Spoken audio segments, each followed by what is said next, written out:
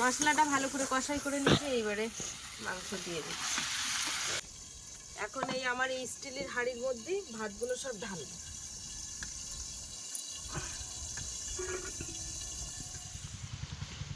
শুভ সকালের অনেক অনেক শুভেচ্ছা বন্ধুরা। তো সকাল সকাল আজকে চলে এসেছি বন্ধুরা। আজকে প্রচণ্ড কুয়াশা পড়েছে। এখন যদিও 7:30 বাজে, তো 7:30টার দিকে দেখো আমাদের বাড়ির উপরে কুয়াশা পড়েছে। না জানি আমার বাপের বাড়ির ওদিকটা কেমন পড়েছে। যদিও এত গাছপালা থাকলে কিন্তু কুয়াশা খুব একটা পড়ে না, গাছপালায় চেনে নেয়। কিন্তু এখন দেখতে পাচ্ছি এত পরিমাণে কুয়াশা। তাহলে আমাদের বাপের বাড়ির ওখানে ওই যে রাস্তা যাই মা আর আমি সকালবেলা করে হাঁটতে, ওই রাস্তায় গেলে মোটামুটি আর কারোর দেখা যাবে না। তো বন্ধুরা আজকে সকাল থেকে পর্বটা দেখতে থাকো। সকালবেলা কি কি কাজকর্ম করি, রান্না বান্না করি, সাথে বাপির স্কুলও রয়েছে। আর নতুন ক্লাস শুরু হয়েছে, মানে প্রথম তো এখন স্কুলে। আর ও এমনি বাপি কিন্তু খুব একটা স্কুল কামাই করে না। তো চলো আজকে সম্পূর্ণ পর্বটা তোমরা দেখতে থাকো। বাগান থেকে একটু পালং শাক তুলবো, মুরগির খেতে দেবো, বাসন মাজবো। প্রচণ্ড ঠান্ডা, হাত পুরো আড়িয়ে যাওয়ার মতো কনকনে ঠান্ডা। তো বন্ধুরা ভিডিওটাকে স্কিপ করো না, আশা করছি সবার ভালো লাগবে। আর যারা এখনও আমার চ্যানেলটিকে সাবস্ক্রাইব করনি জলদি জলদি চ্যানেলটিকে সাবস্ক্রাইব করে দাও। বন্ধুরা সকালবেলা উঠে পরে আগে আমার এই কাজটা করতে হয়। এই যে এখানে গুঁড়ো আর কালকে রাত্রের বাসি তরকারি রয়েছে অনেক। আর তোমার কোলে কে বসে আছে? হ্যাঁ, ওদের তো ঠান্ডা লেগেছে। তোর জ্যাকেট নেই? তোমার জ্যাকেটটা দাও খুলে। হ্যাঁ, আমি ঠান্ডা লাগে বলে তোমার জ্যাকেটটা খুলে নিয়েছি। তাই এই যে বাসি তরকারি ছিল, ওলকপির তরকারি। বাপের বাবা রাত্রে এসে ভাত খায়নি, তাই ঠান্ডা তরকারি আর কি খাবে, ওই জন্য তরকারিটা মুরগি দিয়ে দিচ্ছি, তাহলে ওরা খেয়ে নেবে। এই যে দেখো এখন গুঁড়ো মাখাচ্ছে, এই দেবো আর ওদিকে দুপুরবেলা দেবো, দিলেও বিকালবেলার মতো হয়ে যাবে। দুবার করে খাওয়া দিই। আর তার মধ্যে ওলকপির পাতা টাতা সব ভেঙে ভেঙে দিই। এই যে দাঁড়া দাঁড়া তোদের দাঁড়া বাবা, দিচ্ছি তোদের দিচ্ছি। আয় এই যে খাই না, পটপট করে খাই না। বন্ধুরা বর্ষাকাল ভোর এই ঘরে জল ওঠে, মুরগিরা একদম খেতে পারে না। তার জন্যই মুরগিরা একদম পুরো অসুস্থ হয়েছিল। সেই মুরগি এখন এই ওলকপির পাতা, ধান, এখন গুঁড়ো আটা সব মাখিয়ে দিচ্ছে, সব খাচ্ছে। আর 3টে ছানা হয়েছে মা। হ্যাঁ, ছানা ওই মানে মোরগ মতো হয়ে গেছে মুরগিগুলো, ডিম পারবে এই করতে করতে। বেশ এখন ভার ভার মোরগ কোনদিন ডিম পারে? মোরগ ডিম পারে তাই। তো বন্ধুরা আমি এদিকে বসে আছি আর মা এদিকে থালা বাসন মাজছে। আর আমার কোলে কাদা দেখো, এরা আমার সব ছাত্র উঠে গেছে। ছাত্রছাত্রী না? ছাত্রছাত্রী উঠে গেছে।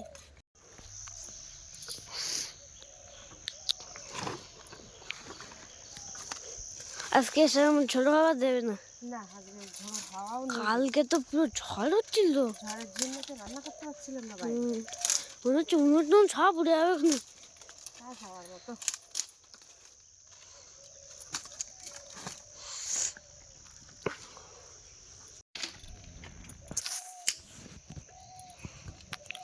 একবার চলে গেলে দাউ দাউ করে জ্বলবেন।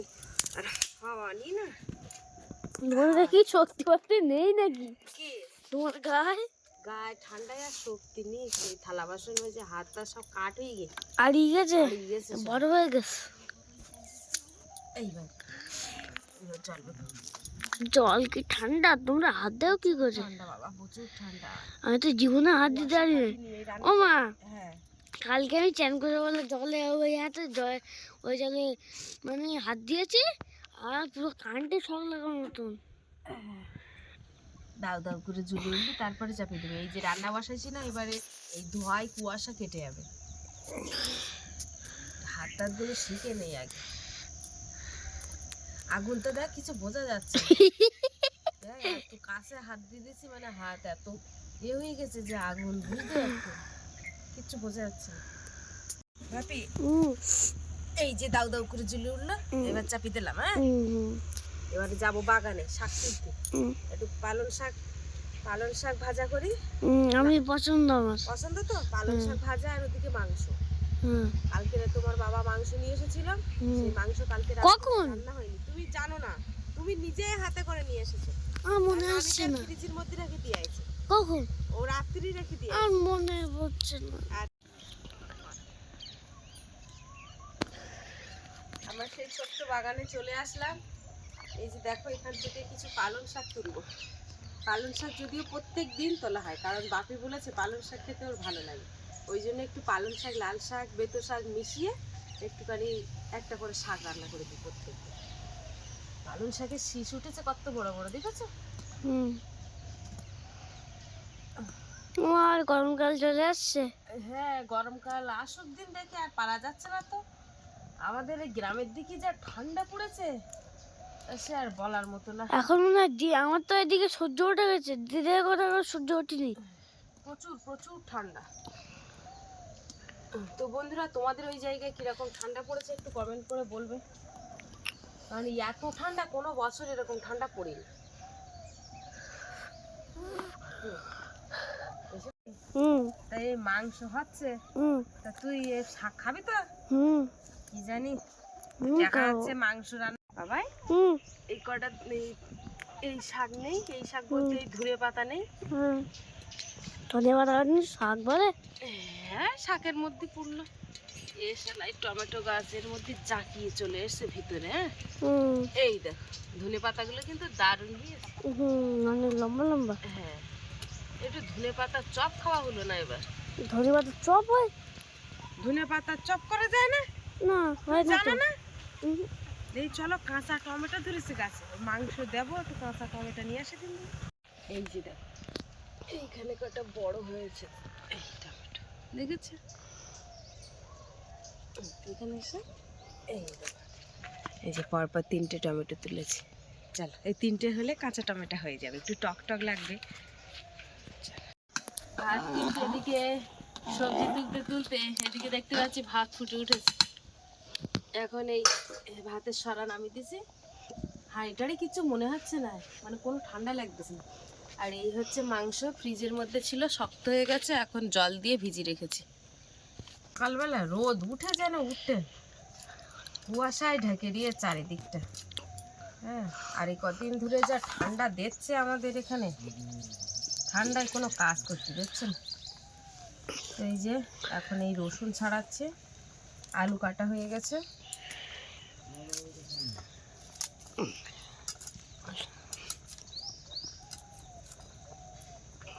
এদিকে বাপির স্কুলে আবার টাইম হয়ে যাচ্ছে, একটু তাড়াহুড়োও করতে হবে।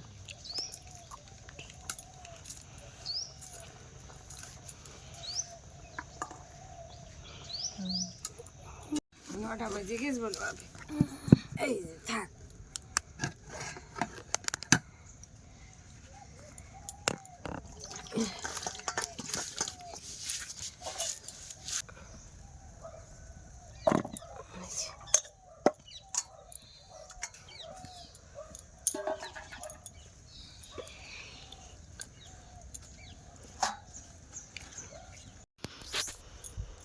এই যে ধনে পাতা কুচি কুচি করছি এখন।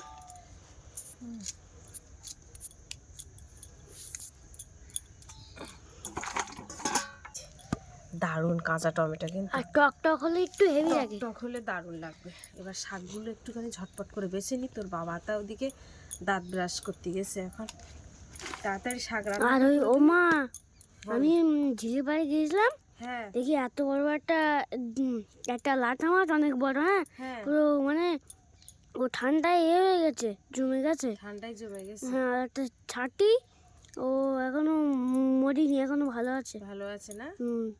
ওইগুলো ধরতে হবে। এই যে বন্ধুরা, কড়া চাপিয়ে দিয়েছি, এখানে শাকটা দিয়ে দিই।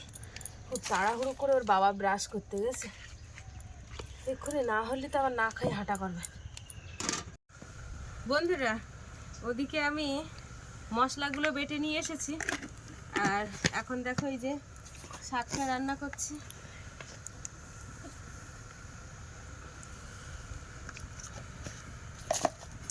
ও মা, আবার দিদাদের বাড়ি যেতে হবে তো। কোথায়? দিদাদের বাড়ি। আর একটা দিদাদের শ্রাদ্ধ বাড়ি যাবো আছে না?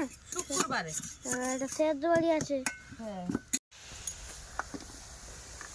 এই যে শাকটা একদমই কম হয়ে গেছে, এবারে এক সাইডে দিয়ে দিয়েছি, দিয়ে এখন তেল দিচ্ছি।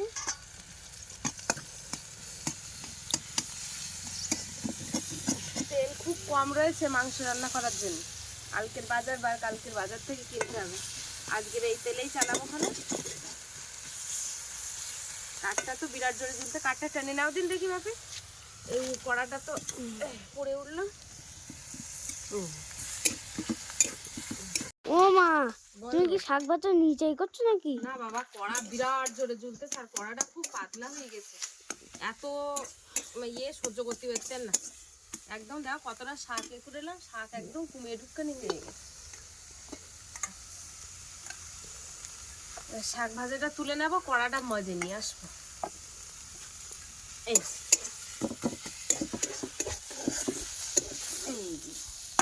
শাক ভাজা হয়ে গেছে, বাপির বাবা আসলে শাক ভাজাতে ভাত দেবো ওখানে।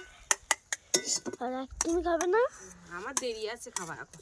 বাবু আর আমি একসাথে খেয়ে নেবো তাহলে। ঠিক আছে।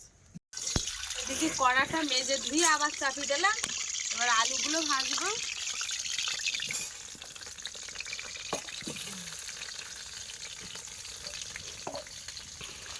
সামান্য একটুখানি লবণ দিয়ে দেবো।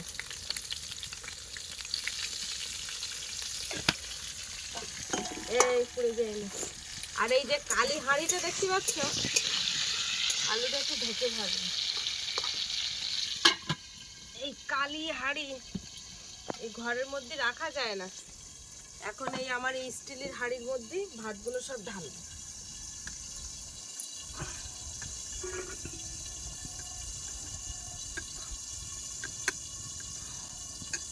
ঢালে এই কালি হাঁড়িটা মজে আবার রেখে দেবো।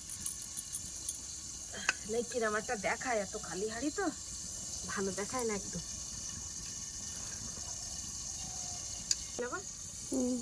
এই হাঁড়িটা এক সাইডে করতে, এইবার দেখো দিন কত সুন্দর দেখাচ্ছে। ওই হাঁড়ি ভাত আমার বাবা আর আমরা খাবো।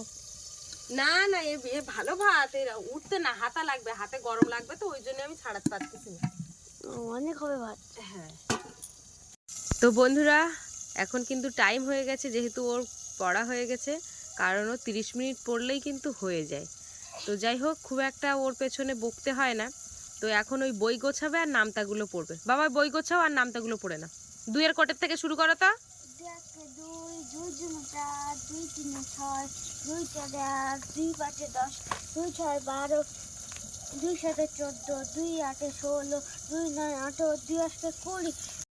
এই দেখো পেঁয়াজটা লাল লাল করে ভাজা হয়ে গেছে। বাকির ওদিকে নামতা পড়তে পড়তে আমার কিন্তু রান্না প্রায় হয়ে যাওয়ার মতো। এই মশলা হয়ে গেলেই কিন্তু হয়ে যাবে। জিরে মরিচ একসাথে বাটা।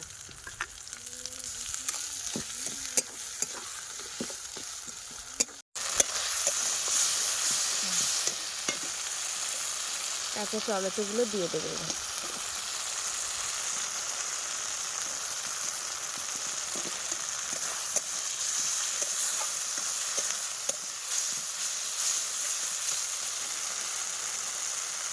অল্প কিছু ধনে পাতাও দিয়ে দেবো।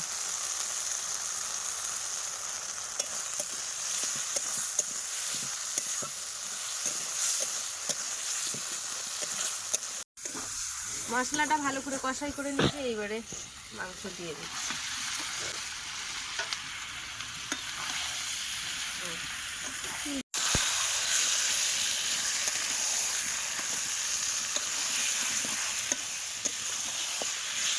কাঁচা টমেটোর স্বাদ কিন্তু একটা অন্যরকম লাগবে, বুঝলে? কারণ সবসময় পাকা টমেটো দিয়ে রান্না করি, কাঁচা টমেটোর স্বাদ একটু অন্যরকম।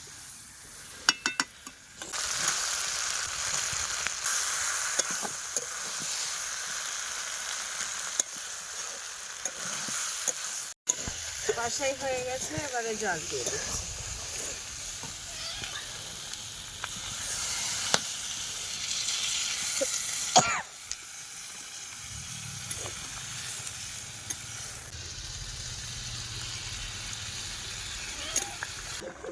তো এই যে দেখো আমার এখানে কিন্তু প্রায় রান্না হয়ে গেছে। এবার এই ধনে পাতাটা দিয়ে দেব নামানোর আগে, আর গরম মশলা দিচ্ছি। এবার তোর ডাকটা না খুব বাজে হয়ে গেছে, বুঝলি? গলা বসে গেছে, গলা বসে গেছে ডাকতে ডাকতে। এই তো আলু সিদ্ধ হয়ে গেছে। আমি ভাবছিলাম যে না খেয়ে যাবো মাংসটা, পুরো শাক ভাজি দিয়ে খেয়ে যাবো, তার তো হয়ে গেল তো। হয়ে গেল। সময় লাগে আর বসালে।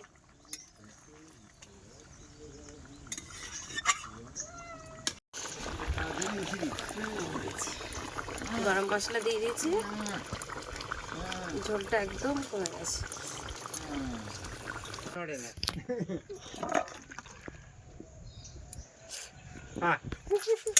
ভাই সাহেব কালারটা হেভি হয়েছে।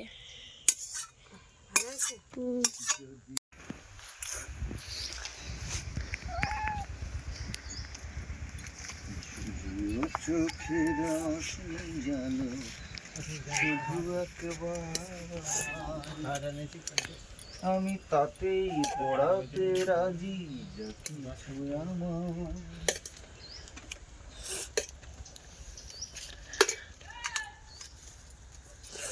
আস্তে আস্তে করে দেবে।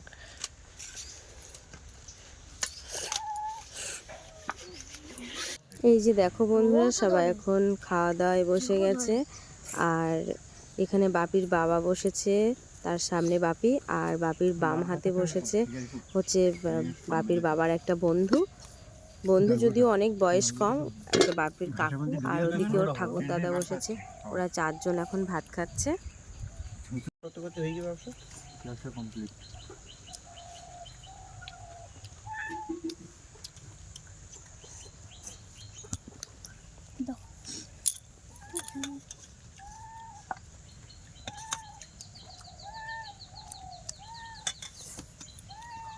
মাখাতে পারবা তো বাপি? আচ্ছা, বাপি কিন্তু মাখাতে পারবে বলে দেখো আবার আমার কাছ থেকে মাখিয়ে নিচ্ছে। তরকারিটা একটু ভাব বসে যতই যে বলো না কেন, মায়ের হাতের ভাত মাখানো একটা অন্যরকম স্বাদ লাগে। খুব তাড়াহুড়ো করে আজকে রান্নাটা হয়েছে না, একদম এদিকে স্কুলে যাবে, এ বলছে আমি শুধু শাক ভাজাতে খাইয়ে চলে যাব।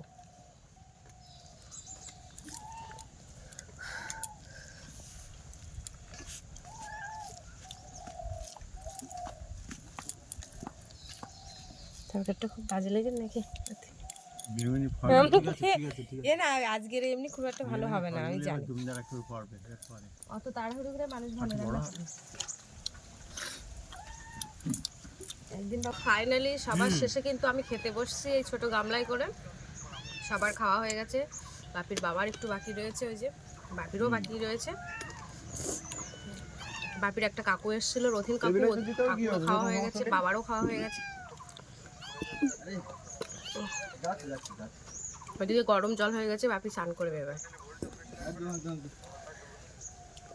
বেশি না, পারফেক্ট ভোল্টেজটা লাগে। তো বন্ধুরা, খাওয়া দাওয়ার পর্বে ভিডিওটা এখানে শেষ করছি। আর বাপিকে কিন্তু এখন স্কুলে নিয়ে যাচ্ছি।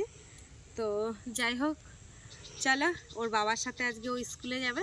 তো বন্ধুরা, আজকে ভিডিওর পর্বটা তোমাদের কেমন লাগলো কমেন্টের মাধ্যমে জানাবে। আর ভালো লাগলে লাইক কমেন্ট শেয়ার করবে।